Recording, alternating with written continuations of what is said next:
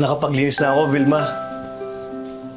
Kaya tutulong na ako sa anak natin. Alam mo ba yan? Oo naman. Sige, tulungan kita. Kamusta po pala yung tulog niyo dun sa sala? Masakit po ba yung likod niyo? Ay, hindi. Okay naman. Sigurado po ba kayo? Nakita ko po kasi kanina nakaganon kayo. Kawawa naman. Mas mahirap ang buhay namin sa selda. Imagine mo, wala kaming banig, wala kaming unan. Sa simento kami natutulog. Talaga po? Kawawa naman yung papa ko. Okay lang. Jenny, kumuha ka ng bariton, bumili ka ng patis, medyo matabang yung timpla ko. Sige na, bilisan mo na.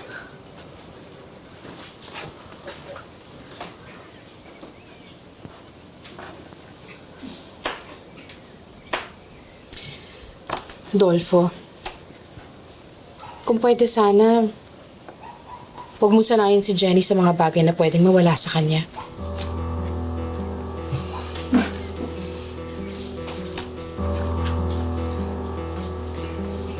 Hindi na ako mawawala. Dito na ako sa inyo.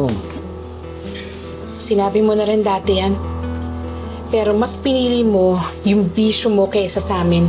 Mahirap na magtiwala sa'yo.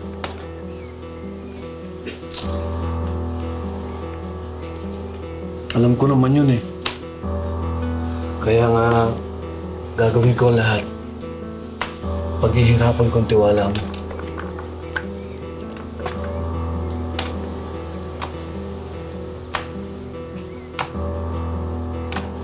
Ako na yan. Ako nang bahala dyan. Kaya ko na to.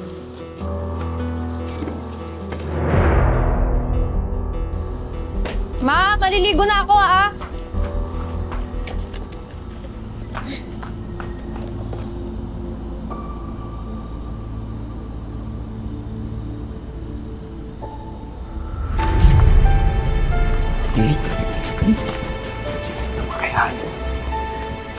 Isang mundo. Isang mundo. Yan. Marikot po. Ito. Gamitin. Irikot mo. Skandal yung preo. Grabe. Wait lang.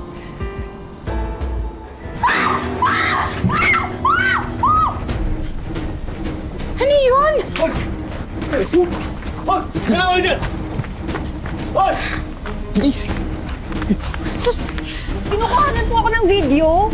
Ha? Nakita ko po kanina may hawak silang phone. Teka, Dolfo, paano yan? Paano ko ikalat nila yun? Ako bahala. Shh, anak. Okay na, ano na lang papa mo, ha? Okay ka lang. Kakakayari.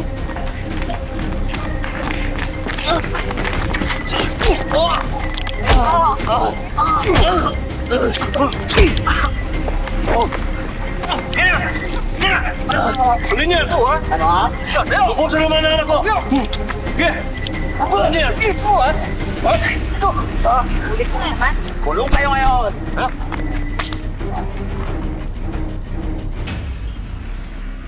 Anak, nahuli na daw ng mga pulis yung dalawang manyak na yun. Hindi ka na mababastos, anak. At kapag nakalabas na ulit, at ginawa na ulit ka, lulumpuin mo sila. Mabulit talaga nandito ka pa. Alam mo, pakiramdam ko sobrang tahimik na sa bahay. Mas napapangatag ako. Dolfo, salamat ha. Pinagprotektahan niyo anak natin.